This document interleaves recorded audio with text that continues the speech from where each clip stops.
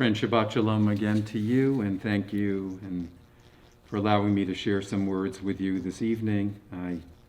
It is an honor, and I take this responsibility very seriously each week.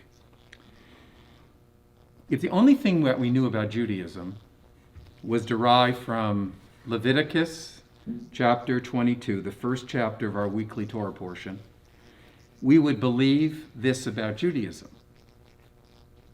Judaism was centered around a holy man. He is called the Kohen Gadol, the high priest, whose name is Aaron. He is supported by other priests who are his children. And their primary concern of this priesthood is holiness. Now, how does the priest achieve this holiness? Again, this is one chapter. Restrictions on who they can marry, how they shave their facial hair, what holy vestments they wear, the strict prohibitions about proximity to the dead, disqualification if they have any serious physical imperfections, the state of ritual impurity when they eat the holy offerings. And it's all summarized in this verse. They shall be holy to their God and not profane the name of their God, for they offer the Lord's gifts, the food of their God, and so must be holy. In the prophetic reading that is associated with this reading from the prophet Ezekiel, states that only the professional priest may enter the sanctuary and minister to God. It's all about this priest and this priest's holiness. Now, history has moved on. The temple was destroyed 2,000 years ago, but remnants of this priesthood have been retained by some branches of Judaism. In many synagogues, for example, a person whose family has a priestly connection is passed down from one father to the next generation. That person is the first person called to the Torah in a congregation. Or on a festival, there is a special ceremony where the priests stand before the congregation and bless them. If we pay attention, and those of you who are part of our religious community and been part of it for many years or have experienced our being in services together online, none of that is found in Reform Judaism. None of it. Why? First, Reformed Judaism does not feel comfortable with these sacrificial traditions. We do not seek the rebuilding of the temple and the bringing back of the priests. Second, we find these traditions to be undemocratic. In Reformed Judaism, all Jews must be treated with equality. There cannot be elites in Jewish life. All people can study to be rabbis. All people can read from the Torah. All people can lead worship. And third, and probably most importantly, holy for Reformed Jews is a community project. Reformed Jews make it clear in the end, we need to act together to create a holy community through the mutuality of concern, holiness through relationships and reciprocal obligations, a society where we look out for each other's well-beings. That is what holiness is about, and that's the goal of being a Jew, to create this holy community. Friends, Kansas City has a holiness problem. It really does. A city that does not worry about the safety of its citizens is not holy.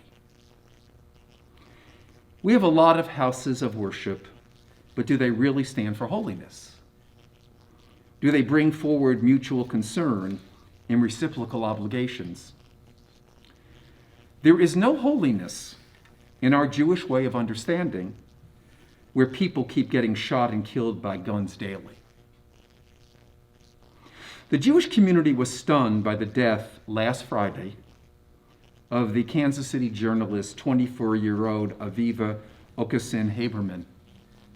who was struck by a bullet Friday afternoon while in her apartment in the 29th block of Lockridge Avenue. Our shock is not because we are only concerned about Jews. Of course not. But it opened our eyes to the reality that gun violence is not just a problem for some specific ethnic, racial, or economic group. At times, we seem to avoid the crisis by saying, oh, that's a problem for that group in that place. That's just not so. Do you remember August 2019 when we heard that a woman, apparently an innocent bystander, was shot and killed on a Friday night in the Crossroad district? Or here are some of the newspaper reports from this week, only this week in our local paper. On Monday, April 28th, a man was fatally shot. Police were called just after 5 a.m. to East 29th Street and Jackson Avenue. Dead. These articles appear daily in our local newspaper. Another article from April 27th, I read, gun violence has increased this month in Kansas City, with the number of shootings surpassing those of previous months. This month and in April of 2020, 51 people have been shot this month in the city, 9 of them victims, dead. And here is what we know. And this is not even up for discussion. These are facts. We have a gun culture that is out of control. We have lax gun laws. Killings directly correlate with the number of guns. That's a fact. Guns cause interpersonal conflicts, arguments, and fights to become dangerous and violent. And out of insecurity, people buy more guns, and the circle keeps going around and around and around, and more shootings and more killings. Suicide was the second leading cause of death among Americans of all ages. More than half of all suicides are gun suicides. And the Supreme Court has now decided to revisit how far states may go in regulating whether an individual may carry a gun outside the home. I can't wait for that decision. Let's hold our breath that it isn't as bad as we might think it is.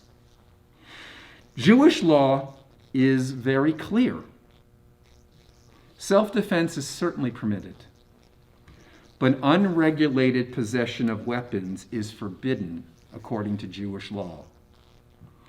The Shulchan Aruch, the great code of Jewish law, explains that we must actively seek out and destroy dangerous things in society. And I quote, "And for every stumbling block that is a danger to someone's life, there is a positive commandment to remove it and to destroy it from among us, and to take good caution," as it says in Deuteronomy chapter 4, verse 9, "You shall guard your lives.